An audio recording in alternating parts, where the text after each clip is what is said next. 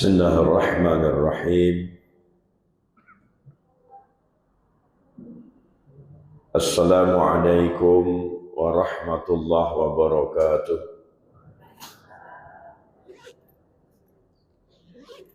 Asbahna wa asbahal mulku lillahi walhamdulillahi la syarika lahu la ilaha illa huwa wa ilaihin nusur.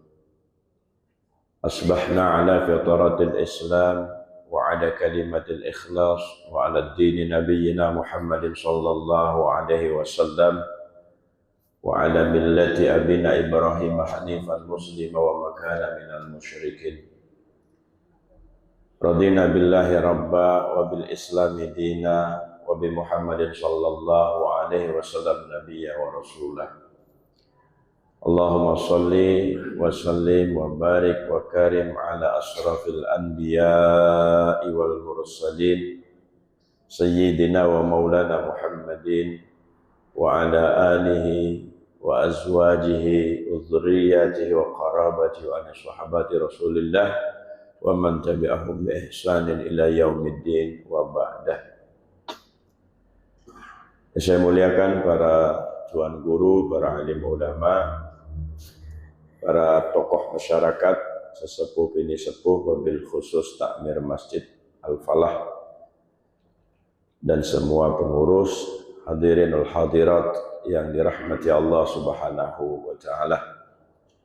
Alhamdulillah, dengan izin Allah Subhanahu wa Ta'ala kita semua bisa melaksanakan ibadah di subuh pagi hari ini, karena semuanya tidak mungkin kita bisa lakukan kalau tidak dalam pertolongan Allah Subhanahu wa Ta'ala. Maka ala kulli halin, atas setiap apapun yang terjadi dengan diri kita, kita ucapkan alhamdulillah. Ya. Segala puji milik Allah, karena memang kita bisa jalan, bisa berdiri, bisa melakukan semua aktivitas semata-mata karena sifat alhamidnya Allah Subhanahu wa Ta'ala, sifat keterpujiannya Allah Subhanahu wa Ta'ala, yang kemudian meliputi kita, memberikan nikmat sama kita, memberikan hidayah sama kita, dan kita bisa melaksanakan semua apa yang seperti kita lakukan sehari-hari. Bapak Ibu yang dirahmati Allah Subhanahu wa Ta'ala, ada kisah Imam Ibnu Hajar Al-Haytami dan Imam Romli. Kedua ini adalah ulama Ahlus Sunnah wal Jamaah, ulama,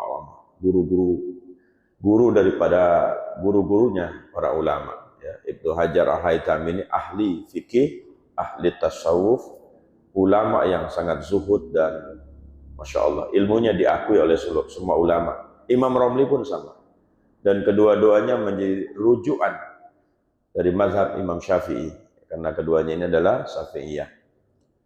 Suatu hari istrinya Imam Ibnu Hajar Al-Haytami ini hendak pergi ke sebuah pemandian umum, rekreasi, tempat rekreasi maksudnya ya, ke tempat rekreasi. Ternyata ketika dia menuju tempat rekreasi itu, tempat itu sudah di-booking oleh istrinya Imam Romli, karena mereka ini sejaman. Sudah di-booking, karena memang terkenal Imam Romli itu imam yang kaya, ulama yang kaya, punya duit banyak, usahanya banyak, tapi juga seorang ulama, alim, abid, ya, zahid. Nah, Imam Romli ini tidak memiliki kekayaan, ya hidup sebagaimana kita lah, normal gitu, tapi tidak kaya. Karena tidak bisa masuk ke pemandian itu sebab sudah di-booking, dan terdengar juga kalimat dari istrinya Imam Romli, bagaimana mungkin ya, pasir bisa dikalahkan batu gitu ya. Karena Hajar itu maknanya batu, Romli itu maknanya pasir, kan begitu. Jadi nama ulama ini Imam Ibnu Hajar Al-Haytami, Ibnu Hajar itu anak batu, Romli itu pasir. Walhasil pulanglah dia ngadu sama suaminya, menuntut kekayaan. Biasa kan perempuan begitu, kalau kalau saingan di pasar kan pulangnya minta duit sama laki kan begitu. Bagaimana ini? Masa dia bisa beli mobil kita enggak, kan biasa begitu. Masa dia bisa bangun rumah kita enggak? Masa dia bisa jalan-jalan kita enggak?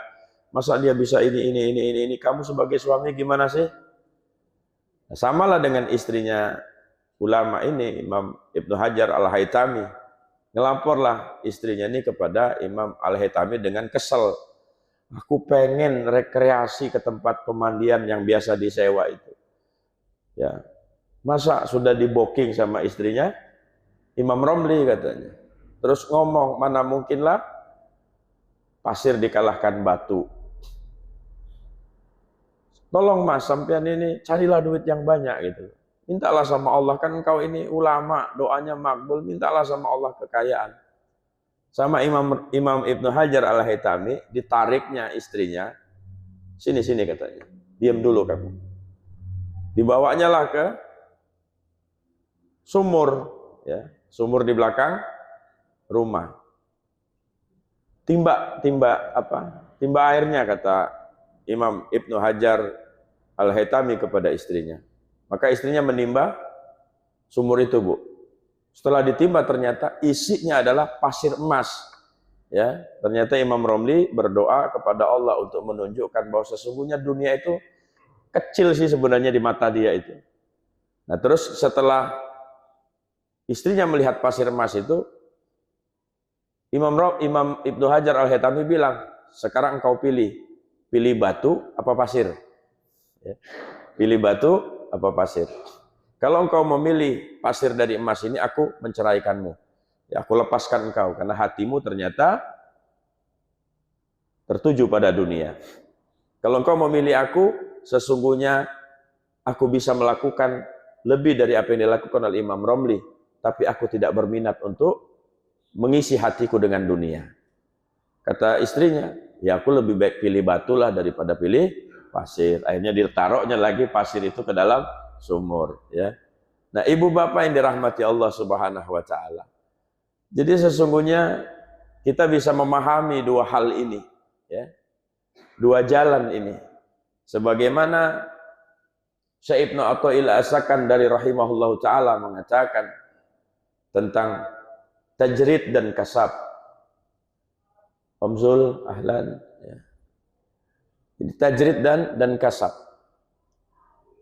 Jadi ada makom tajrid. Makom tajrid itu makom di mana seseorang sudah tarkud dunia wa ittisal billah. Hatinya itu udah nggak ada lagi dunia gitu. Dan seluruh kebutuhannya, seluruh keperluan hidupnya, dia tidak dipayahkan lagi untuk mencarinya. Wali-wali Allah yang memang sudah khususiyah beribadah kepada Allah, kholwatnya, suluknya, wiridnya, puasanya, ngurusin santrinya, ngajinya, semua udah full ibadah kepada Allah Subhanahu wa Ta'ala. Ya dia duduk di majelis saja, orang ngaji, dia pesantren, santri-santrinya. Tapi Allah datangkan orang-orang sowan sama dia bawa dunia.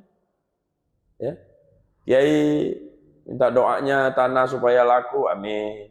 Tanahnya laku, kiainya dapat bagian. Gitu.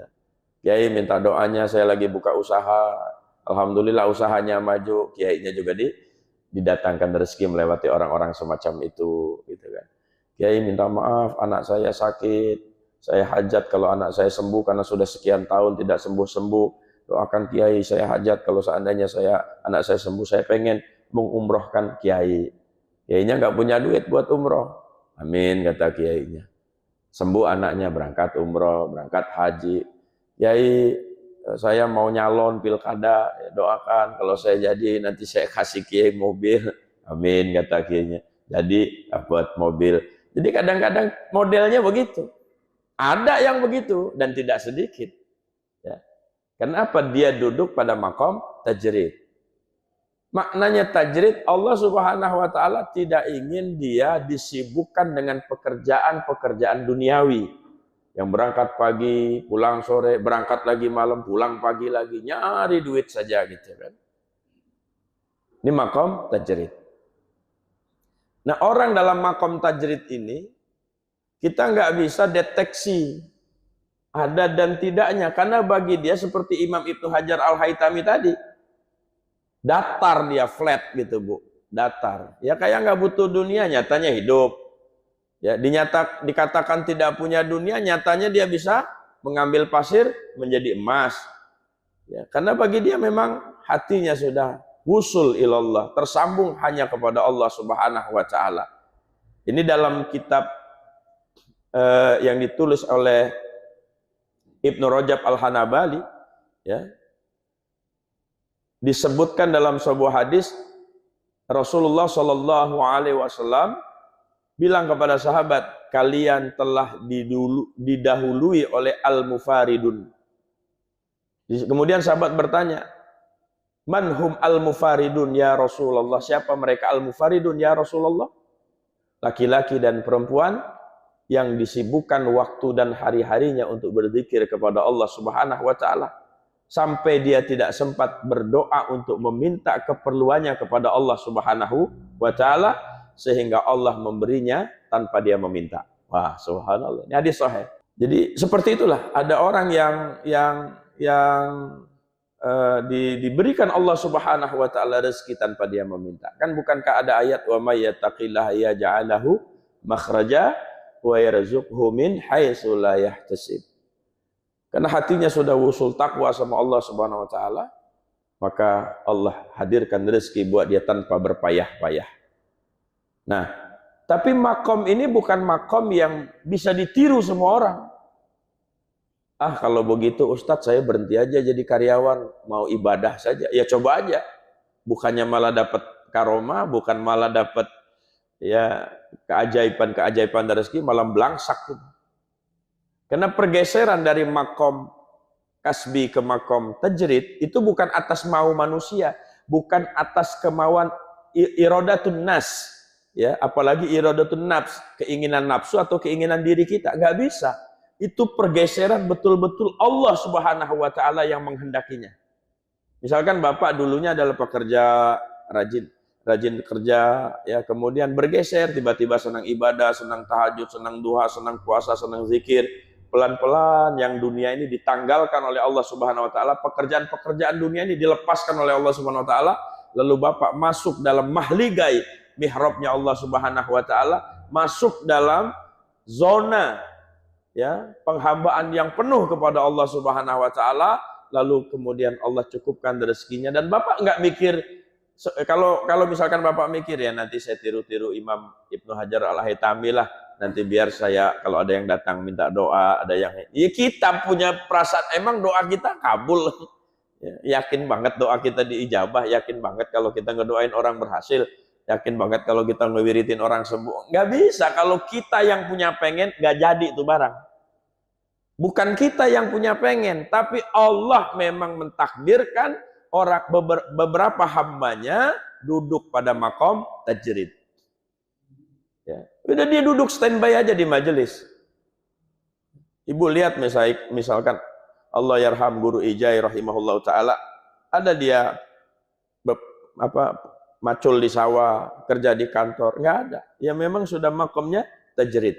Hari-hari yang dia padahi, ayo umat, cinta Nabi, baca sholawat, baca burda, senang lawan Allah taala, ngupas kitab dari majelis ke majelis, nggak ada gawiannya. Ya, seolah-olah nggak ada gawiannya. Padahal dia sedang taqarrub dengan Allah Subhanahu wa taala, bekerja dengan Allah Subhanahu wa taala, dan Allah langsung yang membayarnya. Sugih kah? Sugih. Susah kah? Enggak ada susahnya. Himung aja. Ya, himung aja. Allah jadikan hamba-hamba yang lain untuk membantunya. Hal ini juga dikuatkan dalam sebuah hadis dari Rasulullah Shallallahu alaihi wasallam. Apabila seorang hamba itu mencintai Allah Subhanahu wa taala dengan ibadah-ibadah sunnah, entah itu tahajud, zikir, sholawat, baca Quran, puasa sunnah, sedekah, semua ibadah-ibadah sunnah. Kemudian Allah mencintainya. Nah, ketika Allah mencintainya, Allah Subhanahu wa taala memanggil malaikat Jibril alaihi salatu wassalam. Sayyidina Jibril dipanggil. Jibril, sini Jibril. Labbaik ya Rabb. Siap, komandan. Bahasa kita begitu. Kenapa?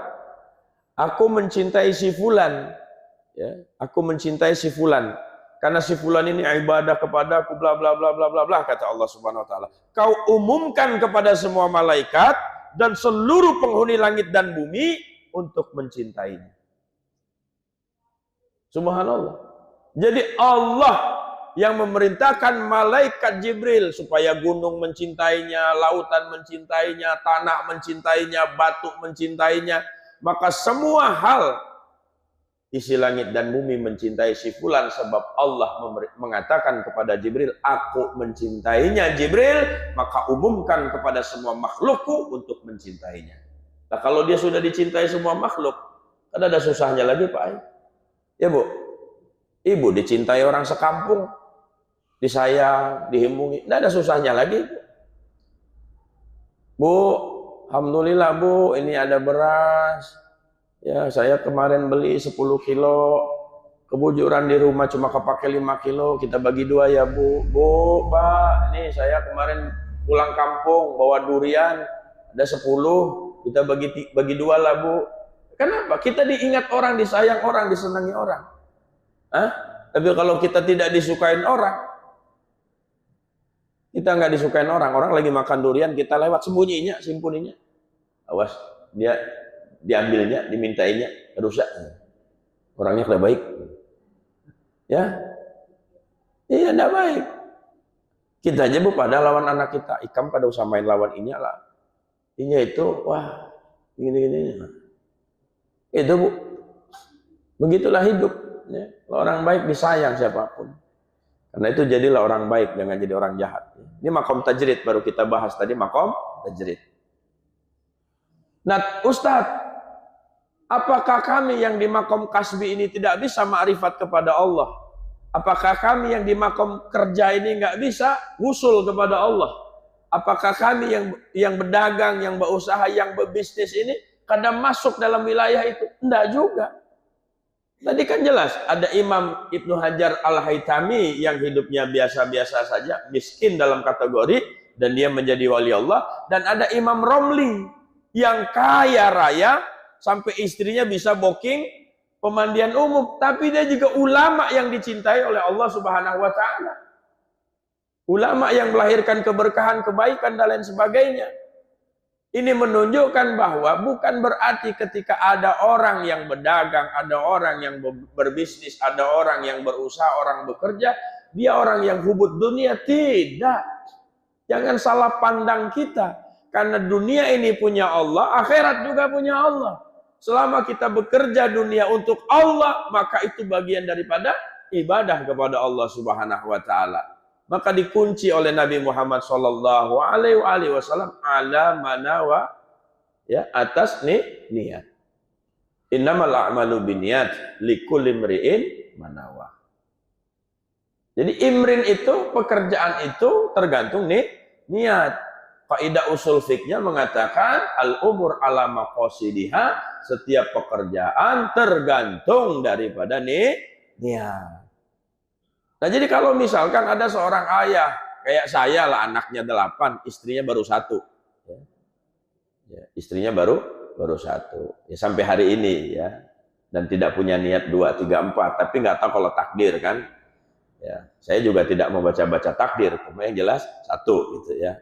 Kalau ada yang 2, 3, ya itu takdirnya. Nggak bisa juga dilarang ya. Ada yang pengen kawin terus gitu. Tapi ada kawin-kawin juga. Ada takdirnya. Ya. Ada yang diam-diam hinip-hinip 4 bininya, ada yang itu. Jadi Ibu, Bapak itu takdir, maka enggak usah dibahas. Ya. Kalau kata istri saya, Bang, enggak usah bahas poligami lah, gitu ya. Sakit kepala mendengarnya. Kalau sudah jatahnya, takdirnya enggak bisa juga dibahas, jadi itu barang, gitu kan. Sudah, ini kita enggak usah bahas poligami lah, ya. Karena kalau sudah takdirnya, sudah datang waktunya, sekampungan melarang, ya, di kampung sebelahnya kawin, ya. Ya, sekabupaten melarang, di kabupaten sebelahnya punya anak lagi gitu, nggak bisa dilarang, takdir. Ya. Tapi disuruh-suruh lawan bini, amun-inya kada mau, kada takdirnya, kada juga jadi. Ya. Kayak istri saya itu sempat mencarikan saya istri Bu. Ya. Ada dia WhatsApp kawan-kawannya hendak kayak jadi bini anum lakiku jadi.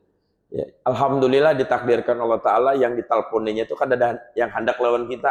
Mungkin kita ada ini, ada bungasnya. Bah, ada maulah lawan Satraden sudah jelek, miskin, ya itunya. Gitu. Alhamdulillah, qadarullah. Nah itu jadi takdir. Nah sama tadi, ketika ada orang yang bekerja untuk dunia, seolah-olah untuk dunia, ya. Padahal dia punya 8 anak, yang anaknya semuanya pesantren misalkan. Anaknya semua mondok, anaknya semua menghafal Quran, anaknya semua belajar ngaji, anaknya semua belajar ibadah, anaknya semua sedang melakukan sebuah perjalanan ibadah misalkan. Nah dia perlu biaya, anak-anaknya tadi perlu biaya. Maka si suami bekerja dari pagi sampai sore dengan niat, ya Allah aku begawi ini segan anakku supaya bisa mondok, bisa ngaji, bisa belajar, bisa menuntut ilmu ke Mesir, bisa menuntut ilmu ke Maroko, bisa menuntut ilmu kemana-mana, yang nanti kalaupun dia sudah selesai, dia yang punya nilai manfaat kepada umat. Biarlah aku kada muncul, kada apa-apa, dia anakku saja. Ibadah enggak? Nyari duitnya, Pak? Ibadah. Ibadah, nyari duitnya. Ya Allah, aku pengen menggawe ini, ada kerjaan, gawian. Kenapa aku hendak sekali menghajikan ibuku? Berpuluh tahun menangis pengen haji. Sampai abah meninggal karena kawah haji, duitnya kada cukup. Makanya ada gawian, ya Allah, tolong aku hendak mengerjakan itu.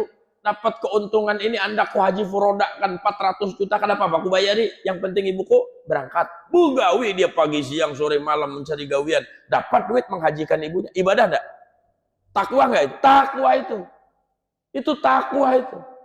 Itu wali Allah juga itu. Karena memuliakan ibunya. Jadi jangan disalahi.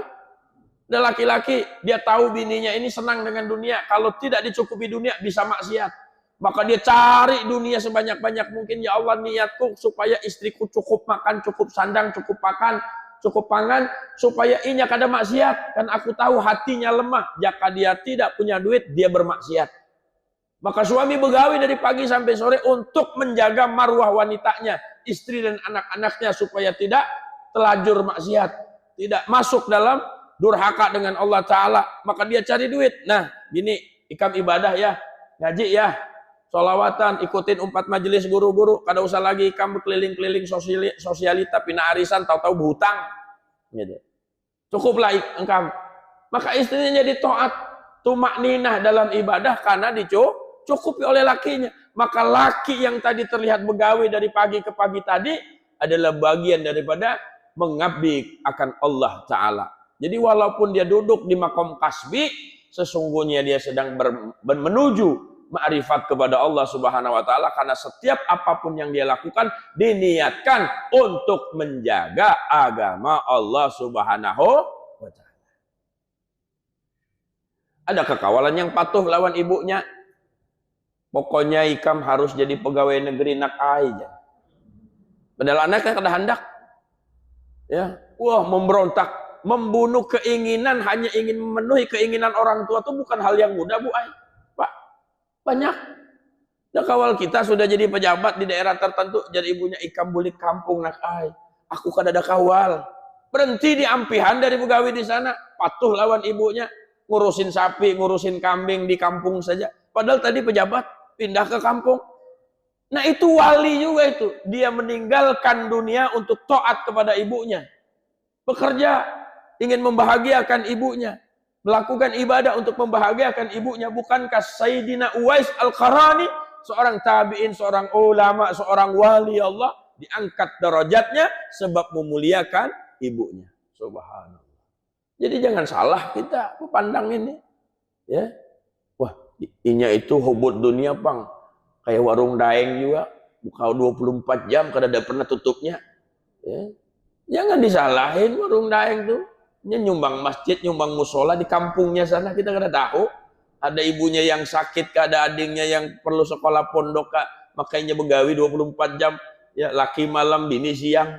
Ya, bertukar jadwal untuk mencari duit. Pina himong bujur mencari dunia nih. Belum tentunya mencari dunia. Bisa jadi dunia itu dia cari untuk kepentingan-kepentingan akhirat yang kita tidak pernah tahu. Maka husnuzon, baik sangka kita sama orang. Ya Bu ya, baik sangka. Ada ibu-ibu jam 3 bangun sudah masak nasi kuning, haruan, intalu, masak macam-macam. Pagi hendak berjualan. Jar orang, ibu kada tahajud lagi kah? Jar mencari duit aja. Tahajud bu, jangan nyari duit aja. Muhaikam jar kita nyari duit. Duit ini guys, anakku mondok. Anakku yang tahajud, biar aja aku kada tahajud. Biar anakku aja yang tahajud, biar anakku aja yang ngapal Quran. Aku kada kawa bang, sudah Tuhan. Dia nyari duit aja.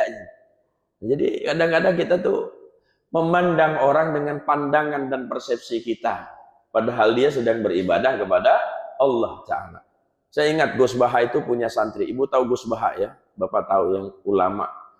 Yang di Rembang yang lagi ngetop. Dia punya murid bu. Muridnya itu disebut oleh Gus Baha lebih cerdas dari Gus Baha. Padahal Gus Baha itu udah super cerdas. Ahli tafsir, pakar tafsir yang dipakai oleh Kementerian Agama untuk menjadi salah satu pensyarah daripada tafsir Qurannya Kemenak, ya, hafid Quran, hafal puluhan kitab, ya, hafal puluhan kitab, ya, bukan 1-2 kitab yang dihafal, banyak hafal kitabnya. Dia katakan, aku punya seorang murid yang sangat cerdas sekali, sudah hafal Sahih Bukhari, sudah hafal beberapa kitab selain Quran, umurnya masih 12 tahun, masih muda. Apa kerjaan bapaknya? Narik becak. Di Jawa Timur, narik becak bapaknya, abahnya narik becak. Ketika ditanya lawan abahnya, kenapa engkau ini narik becak? Aku kada hendak pang, ya, memberi nafkah kepada istri dan anakku, kecuali aku tahu kalau itu dari keringatku. Allahu Akbar. Ulama juga ini, ya, alim juga kada hendak memberikan makanan kepada anak dari sesuatu yang dia dapatkan dari orang lain, dia pengen itu dari keringatnya sendiri. Becak.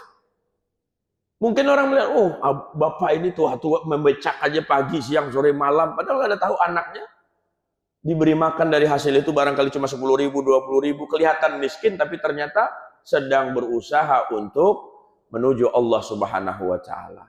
Ya, dia meniru Imam Syafi'i rahimahullah taala, yang ayahnya itu Imam Syafi'i bu, Imam Syafi'i pak.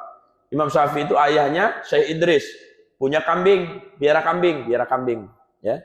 Nah, setiap kali habis menggembalakan kambing, Syekh Idris itu selalu menjejerkan kambing-kambingnya itu, dibuka mulutnya, dikorek-korek biar muntah. Tiap hari orang bertakun, Syekh, kayak apa? Tadi sudah dilepas di gurun Sahara, sekarang sore hendak buli kandang, dimuntahkan juga makanannya. Ikam ini bungul kah? Biar aja jadi daging. Biar Imam Idris, aku tuh khawatir inya itu makan rumput tetangga, nang punya rumput kada ikhlas, maka jadi barang haram di badannya, ya, jadi susunya diminum anakku minum susu haram, aku kada hendak. Dari Imam Idris, maka wajar kalau Imam Syafi'i umur 7 tahun sudah hafal Quran, umur 9 tahun hafal kitab hadis Al-Muwatta karya Imam Malik, umur 20 tahun sudah jadi mufti, ya, sudah jadi ketua MUI bahasa kita sekarang. Jadi ketua MUI bisa udah memberi fatwa. Tuh, kambingnya aja kada boleh makan rumput tetangga. Wah, ini bukan kambing aja ini makan rumput tetangga, orang makan bini tetangga banyak. Ya. Makanya kan ada berkatnya lagi. Ya Allah ya Rabbana. Nah, Bapak Ibu yang dirahmati Allah Subhanahu Wa Taala, jadi jelas dua jalan ini sama saja. Jadi Bapak mau tenggelam dalam ibadah rezeki Allah yang menanggung, atau memang takdir kita harus mencari rezeki, maka gunakan rezeki itu untuk takwa kepada Allah. Dua-duanya adalah jalan menuju keridhaan Allah Subhanahu Wa Taala. Nah, kisah terakhir lah. Ini sudah hampir jam 6, masalahnya kok anda ke wadah kayak Isran ini.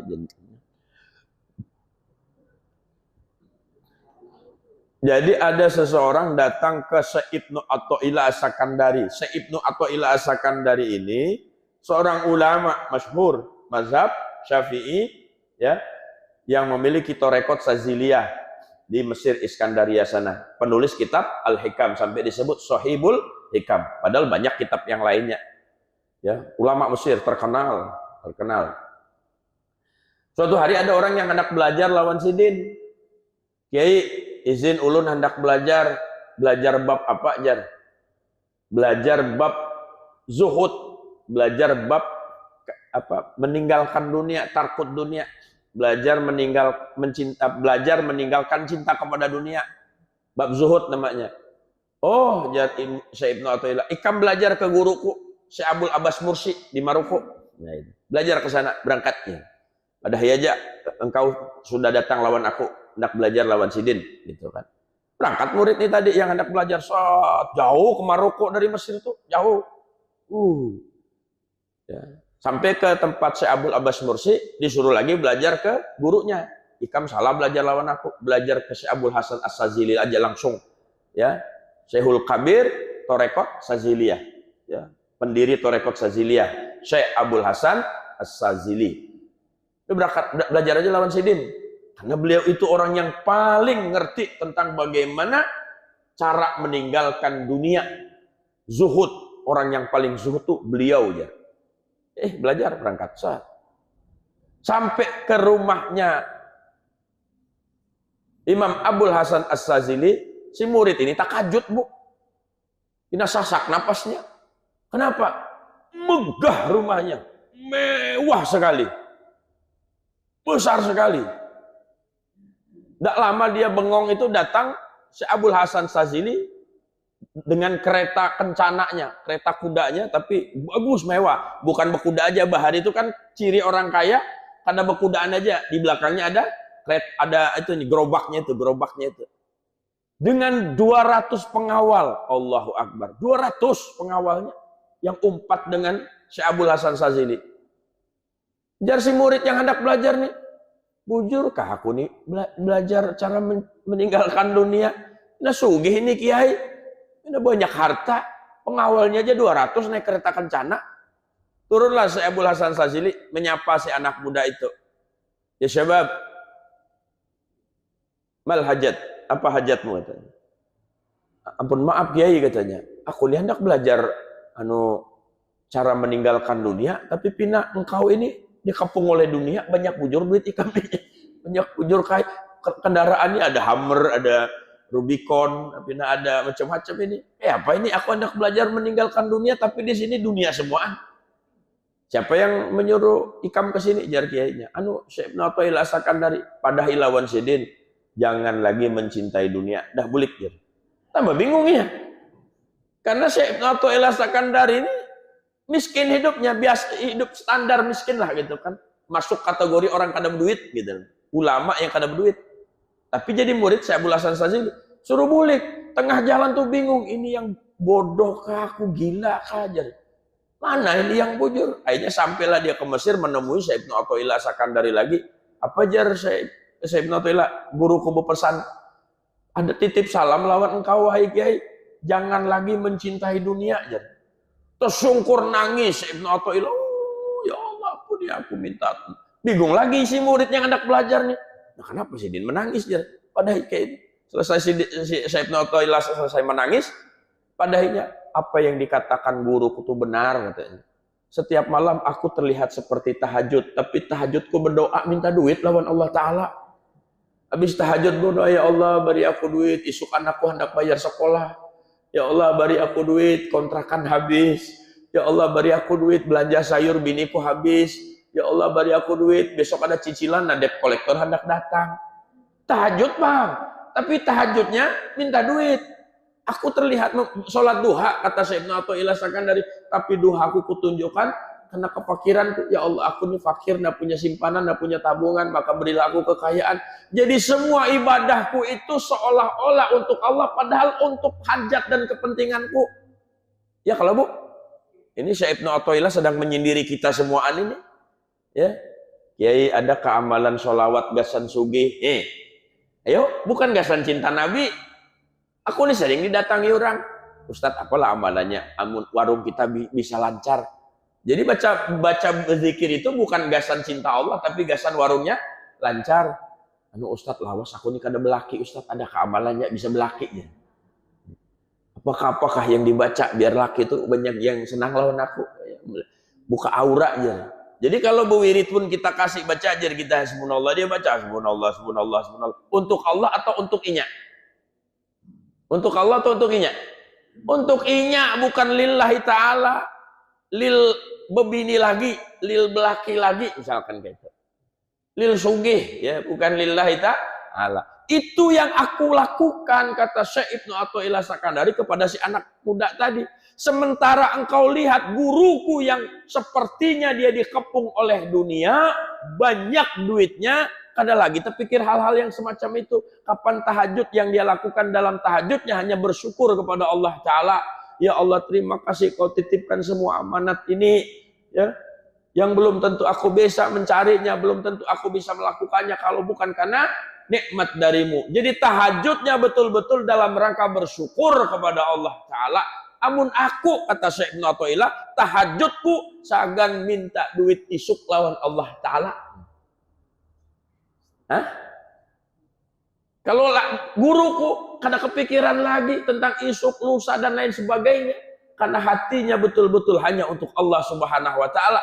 Jadi yang dimaksud zuhud itu, kata Syekh Ibnu Athaillah Sakandari, bukan berarti engkau tidak punya dunia. Zuhud yang sejati itu ketika engkau dikepung oleh kekayaan, tapi engkau tetap ingat kepada yang punya kekayaan, Allah Ta'ala. Nah, itu. Jadi sugih aja bukan apa-apa juga. Ya, tapi jangan diambil ampun Allah Ta'ala, jangan dihaki ampun Allah Ta'ala.